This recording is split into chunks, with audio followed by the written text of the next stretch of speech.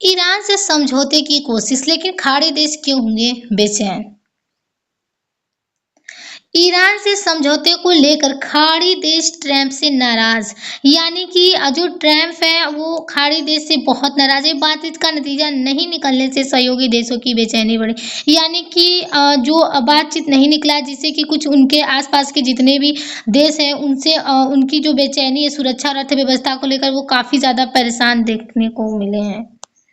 Iran से समझौते को लेकर खाड़ी देशों की चिंता। पूरी खबर क्या है आइए जानते हैं। आपकी तस्वीर में दी गई खबर का मतलब है कि अमेरिका के राष्ट्रपति डोनाल्ड ट्रंप और ईरान के बीच समझौते की कोशिशों को लेकर अमेरिका के कुछ खाड़ी सहयोगी देशों से चिंता और बेचैनी है। यानी कि अगर देखा जाए तो जो अमेरिका के राष्ट्रपति डोनाल्ड ट्रंप है और ईरान की जो बातचीत बीच में हुआ है, उस कोशिशों को लेकर अमेरिका के कुछ जो खाड़ी देश यानी उसके आसपास के जितने देश है जैसे सऊदी अरब, कतर, इस काफी ज्यादा चिंता में है। इन इसकी बड़ी वजह यह है कि ईरान के साथ बातचीत लंबे समय से आगे नहीं बढ़ पा रही। यानी कि अगर देखा जाए तो जो ईरान है उसका काफ़ी लंबे समय से उसका बातचीत आगे नहीं बढ़ पा रहा है, और हरमुज जल डमरूमध्य का संकट भी अब बना हुआ है, जो कि उस पर अब जल डमरूमध्य यानी जो व्यापार करने के रास्ते जो कि वहीं से गुजरते हैं उसका संकट उस पर बना हुआ है। अगर मामला क्या है अगर हम देखें तो 2024 में अमेरिका और इजराइल तथा ईरान के बीच संघर्ष के बाद अमेरिका और ईरान के बीच कई चरणों में बातचीत की कोशिश हुई है। यानी 2026 में अमेरिका, इजराइल, ईरान के बीच जो संघर्ष के बाद अमेरिका और ईरान की जो बातचीत है वो काफी ज्यादा कोशिश में हुई है। एक अंतरिम समझौता भी हुआ था, लेकिन बाद में वो टिक नहीं पाया। यानी लास्ट में एक समझौता भी किया गया था लेकिन वो चल नहीं पाया। अब बातचीत को दोबारा आगे बढ़ाने की कोशिश की जा रही है, यानी कि उनसे दोबारा बातचीत करने को आगे बढ़ाया जा रहा है। ट्रंप प्रशासन की प्राथमिकताओं ईरान के परमाणु कार्यक्रम पर नियंत्रण और हार्मुज जल डमरूमध्य पर फिर से सामान्य रूप से खोलना शामिल है। यानी कि जो ट्रंप है उन्होंने ये प्राथमिकता दी है कि ईरान के जो परमाणु कार्यक्रम है उस पर रोक लगाया जाए और हार्मुज जल डमरूमध्य के जो मतलब सामान्य रास्ते हैं उसको फिर से खोल दिया जाए। लेकिन ईरान की मांगे अलग है।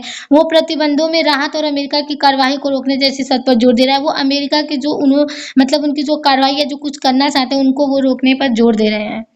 खाड़ी देश क्यों परेशान है? खाड़ी क्षेत्र में देश जैसे सऊदी अरब, कतर और यूएई के लिए सबसे बड़ा सवाल क्षेत्रीय स्थिरता और व्यापारिक सुरक्षा है। जो कि ये जो खाड़ी देश जैसे सऊदी अरब, कतर है, ये वहीं से व्यापार करते हैं और उनकी सुरक्षा का भी वहीं से मतलब सवाल उठता है। इसीलिए ये काफी ज्यादा बयान में आ रहा है। इन देशों को डर है कि अगर अमेरिका और ईरान के बीच बातचीत बार-बार विफल होती रही और सैन्य तनाव बढ़ा तो इसका असर उनके तेल प्रतिष्ठा, समुद्री व्यापार, अर्थव्यवस्था गतिविधियों पर पड़ सकता है। यानी अमेरिका और ईरान की अगर बातचीत अगर बार-बार विफल होते ऐसे रहेंगे तो उनकी समुद्री व्यापार, आर्थिक प्रतिष्ठा, जितनी भी गतिविधियां होने वाली हैं, तेल आयात, इन सारे पे बहुत ज्यादा जो चिंता है वो काफी ज्यादा बढ़ सकती है। अगर हॉर्मुज जल डमरूमध्य के इतना महत्वपूर्ण क्यों है इसकी बात करें तो हॉर्मुज जल डमरूमध्य फारस की खाड़ी को ओमान की खाड़ी और आगे अरब सागर से जोड़ता है। ये दुनिया के सबसे महत्वपूर्ण ऊर्जा समुद्री मार्गों में से एक है। यानी कि जो हॉर्मुज जल डमरूमध्य का फारस खाड़ी देशों को मतलब आगे अरब सागर से जोड़ता है, इसीलिए ये दुनिया का सबसे महत्वपूर्ण ऊर्जा समुद्र मार्गों में से एक माना जाता है। इसीलिए यदि यहाँ जहाज़ों की आवाजाही बाधित होती है तो इसका प्रभाव केवल ईरान और खाड़ी देशों तक सीमित नहीं रहता है। यानी अगर इस जहाज़ों का आवाजाही अगर बंद हो जाए तो केवल ये ईरान या खाड़ी देशों पर इसका प्रभाव नहीं पड़ेगा, बल्कि दुनिया के तेल बाजार, महंगाई पर भी इसका असर देखने को हमें मिल सकता है। समझौता होने में सबसे बड़ी अड़चन क्या है?